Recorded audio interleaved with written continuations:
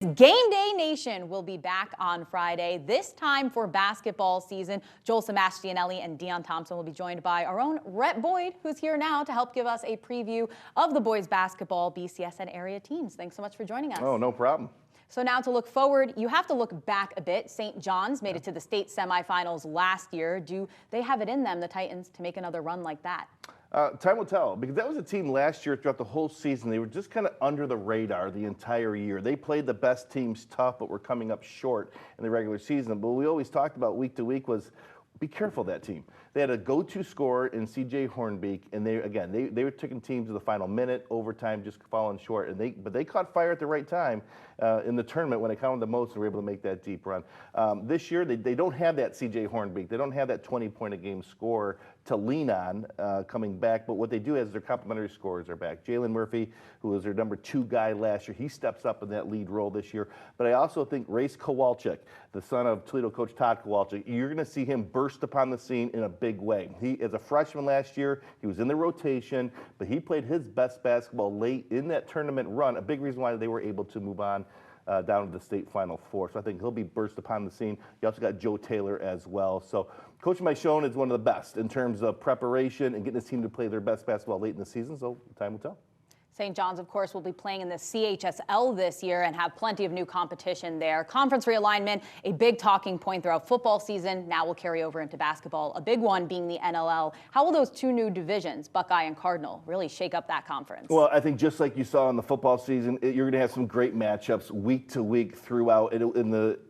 Chances are the leagues aren't going to be decided, or the divisions aren't going to be decided until late in the season. I think when you look at the Buckeye division, you got Whitmer. And although they had a lot of turnover in their roster from last year to this year, they returned the best player, arguably the best player of the area, in Antoine West. Averaged over 18 points a game a season ago.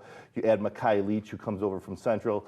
Tyler Patterson Davis comes over from Emmanuel Christian, and a couple other new faces as well. They're going to be a tough out, each and every night. Another part of conference realignment, Lima Senior joining the City League. They're quite the powerhouse, but who in Toledo has the chance to contend with the Spartans? I think Scott. I really like, and I loved them last year, going out throughout the season. They have a trio of scorers that could lead them on each and every night. And Daryl Barnett, we saw what he did on the gridiron in the football season. He's a double-double guy, along with Mario Peters, and you also have Ahmad Boone. Those guys were guys that could carry you each and every night, double-digit scores, and they get their point guard back. Hopefully, he can stay healthy the entire season. And Beauchamp, he had some injuries last year. He's back as well. One more league to touch upon quickly, the TAC. What are you liking about the competition you're seeing in that league? I see a lot of parity at the top of that league. I think Toledo Christian, they get Gaston back, who suffered an injury last season, missed majority of that year. You got Carter Kester, a sharpshooter from the perimeter.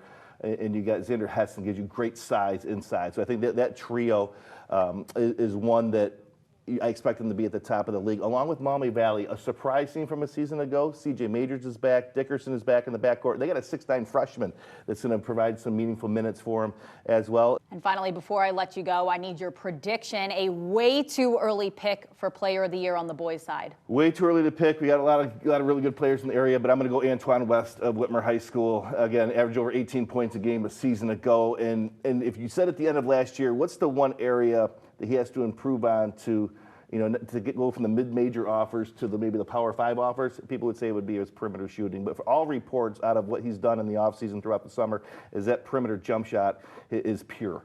And I think that's why you saw those offers from Ohio State, Creighton later this fall really come forth, because he's able to show what he could do. So I think he's the front runner, at least as we sit here right now.